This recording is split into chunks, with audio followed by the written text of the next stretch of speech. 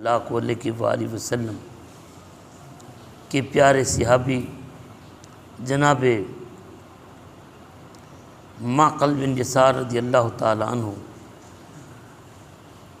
اس حدیث پاک کے راوی ہیں۔ نبی کریم صلی اللہ علیہ وسلم نے ارشاد فرمایا کہ سورہ بقرہ قرآن کی کوہان ہے، اور یہ فرمایا کہ ہر چیز کی بلندی ہوتی ہے اور قرآن کی بلندی سورہ بقرہ ہے، اور اس کی بلندی کا اندازہ میرے نبی فرماتے اس بات سے آپ لگا سکتے ہیں کہ اس کی ایک ایک آیت کے ساتھ 80 فرشتے اترتے ہیں، 80 فرشتے اترتے ہیں۔ اور عموماً ہمارے گھروں کے اندر مسائل ہوتے ہیں، روزی کی تنگی، یہ ایک وظیفے کے طور پر میں عرض کر رہا ہوں، ذرا اسے سماعت فرمائیے گا۔ میرے نبی کریم صلی اللہ علیہ وآلہ وسلم نے ہمیں وظیفہ دیا ہے، جاتے ہیں جناب لوگوں سے پانی دم کرانے کے لیے جاتے ہیں، تویز لینے کے لیے جاتے ہیں، اور ہم حساب کروانے کے لیے جاتے ہیں، پتہ نہیں کیا کیا ہماری بہنیں مائیں بیٹیاں جاتی ہیں اور جعلی آمنوں کے پاس اپنی عزت بھی گنواتی ہیں، پیسہ بھی گنواتی ہیں۔ آئیے مدینے والے نے گھر کی خیر و برکت کا جو وظیفہ بتایا، اور ہم عموماً یہ کہتے ہیں کہ جی کسی نے جادو کر دیا، کسی نے رزق باندھ دیا، کسی نے جی ہمارے اوپر جنات چھوڑ دیے۔ آئیے نبی کریم صلی اللہ علیہ وآلہ وسلم کا بتایا ہوا وظیفہ میں آپ کے سامنے رکھ رہا ہوں۔ میرے نبی کریم صلی اللہ علیہ وآلہ وسلم نے ارشاد فرمایا، اپنے گھروں کو قبرستان نہ بناؤ اور اپنے گھر میں قرآن مقدس کی تلاوت کیا کرو۔ میرے نبی پاک صلی اللہ علیہ وآلہ وسلم نے ارشاد فرمایا، جس گھر کے اندر سورۃ بقرہ کی تلاوت کی جاتی ہے اس گھر سے شیطان گوز مارتا ہوا، ہوا خارج کرتا ہوا بھاگ جاتا ہے، ہوا خارج کرتا ہوا بھاگ جاتا ہے۔ لیکن ہماری طبیعت یہ بن چکی ہے، ہم نے تو تفویضوں پر گزارے کرنے ہیں، ہم نے قرآن کے قریب نہیں جانا، ہم نے تو بس دوسروں کے پھونکوں کے اوپر گزارے کرنے ہیں، گھر کے اندر قرآن کو نہیں کھولنا۔ میرے نبی فرماتے ہیں کہ جس گھر میں قرآن کی تلاوت نہیں ہوتی وہ قبرستان کی طرح ہے، قبرستان کی طرح ہے۔ آئیے ذرا سنیے ایک اور حدیث پاک، میرے نبی پاک صلی اللہ علیہ وآلہ وسلم کے پیارے صحابی جناب سیدنا سہل بن ساعدی رضی اللہ تعالی عنہ فرماتے ہیں، نبی کریم صلی اللہ علیہ وسلم نے ارشاد فرمایا، جس نے دن کے وقت اپنے گھر میں سورۃ بقرہ کی تلاوت کی تو 3 دن تک شیطان اس کے قریب نہیں آئے گا، 3 دن تک شیطان اس کے گھر کے قریب نہیں آئے گا۔ اور جس نے رات کے وقت اپنے گھر میں سورہ بقرہ کی تلاوت کی تو 3 راتیں اس گھر میں شیطان داخل نہیں ہو سکتا، شیطان داخل نہیں ہو سکتا۔ اچھا، اب یہاں پر ایک اور مزے کی بات، میرے نبی کریم صلی اللہ علیہ وآلہ وسلم، ہم نے تو قرآن پاک کو اہمیت نہیں دی۔ پہلے وقت ہوتے تھے کہ صبح صبح اٹھ کر گھروں سے قرآن کی آوازیں آتی تھی۔ اللہ ہمارے گھروں میں وہ ماحول بنا دے، ساری رات فلمیں دیکھنا، ساری رات گانے سننا، ساری رات ڈرامے دیکھنا، اور فجر عشاء کی نماز بھی گئی۔ اور لطف کی بات ہے کہ آج ہماری طبیعت بنی ہوئی ہے، کرکٹ کا میچ لگ جائے نا، کرکٹ کا میچ لگ جائے ہم نماز چھوڑ دیتے، مسجد میں نہیں جاتے۔ اگر ڈرامہ لگاؤ نا ہماری پسند کا تو ہم ڈرامے کی خاطر نماز چھوڑ دیتے ہیں، مگر ڈرامے کی قسط نہیں چھوڑتے۔ پھر گھر کے اندر اولاد لتر مارتی ہے، بیوی بدتمیزی کرتی ہے، بچیاں بے ادب ہو جاتی ہیں، بیٹے نافرمان ہو جاتے ہیں، روزی باندھ دی گئی جی، گھر کے اندر برکت نہیں ہے جی، پیسہ کما کر لاتی ہیں پتہ نہیں چلتا کہاں چلا جاتا ہے۔ بھئی نحوستیں تو تم نے خود ڈال دی ہیں، بدبختی تو اپنے اوپر تم نے خود سوار کر دی ہے۔ قرآن کی تلاوت کرتے رہو، انشاءاللہ گھروں کے اندر برکت رہے گی۔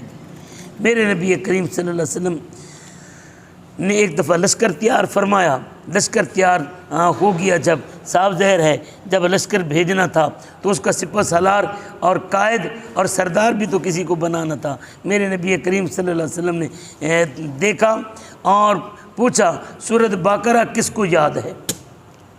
سورۃ بقرہ کس کو یاد ہے؟ میرے نبی کریم صلی اللہ علیہ وسلم کے سامنے ایک آدمی کھڑا ہوا اور کہنے لگا یا رسول اللہ مجھے یاد ہے۔ میرے نبی کریم صلی اللہ علیہ وسلم نے یہ نہیں پوچھا تلوار کتنے عرصے سے چلا رہے ہو، یہ نہیں فرمایا کتنی جنگیں لڑ چکے ہو، یہ نہیں فرمایا کہ تم نے ٹریننگ جنگوں کی کہاں سے حاصل کی ہے، بس اتنا پوچھا سورۃ بقرہ کس کو یاد ہے؟ ایک بندے نے کہا مجھے یاد ہے۔ میرے نبی نے فرمایا لشکر کا سردار تو ہے، لشکر کا سردار تو ہے۔ آج یہاں پر ہمارے ملک کی صورتحال یہ ہے کہ میرے ملک کے اندر حافظ قرآن تمہاری عدالت کا جج نہیں بن سکتا، بڑی عدالتوں کا جج نہیں بن سکتا۔ یہ بڑے دکھ کی بات ہے۔ میرے نبی کریم صلی اللہ علیہ وآلہ وسلم کی حدیث پاک سنیے، اگر ہم گھر کے اندر قرآن پاک کی تلاوت کریں نا تو فرشتے ہماری حفاظت کو اتریں گے۔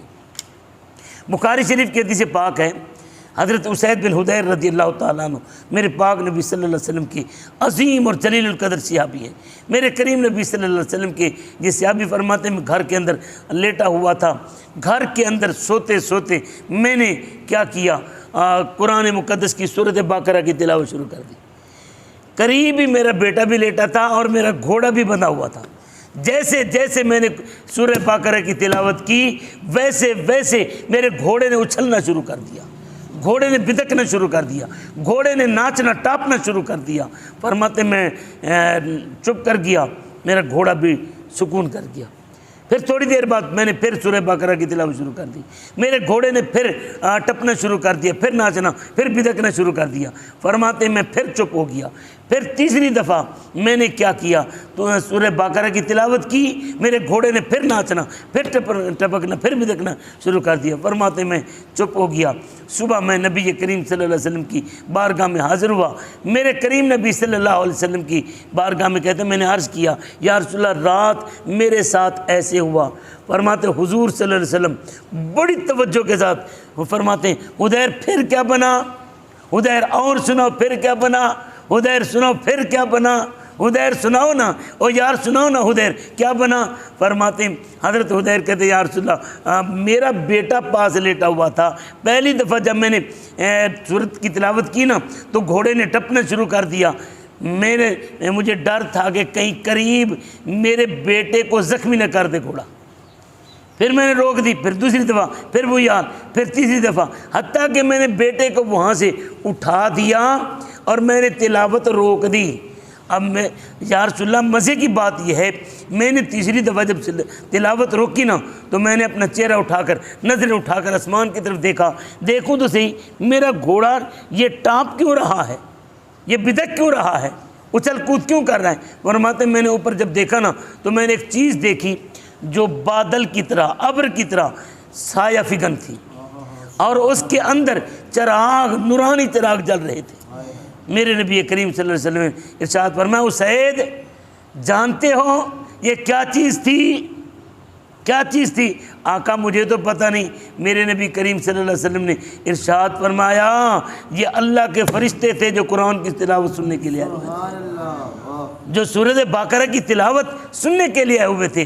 اور میرے نبی فرماتے ہیں اسید اگر تم یہ تلاوت جاری رکھتے، تلاوت موقوف نہ کرتے، دن چڑھ جاتا، یہ اسی طرح فرشتے موجود رہتے، سارے مدینے کے لوگ ان کا منظر دیکھتے، سارے مدینے کے لوگ ان کی تلاوت ان کی زیارت کرتے۔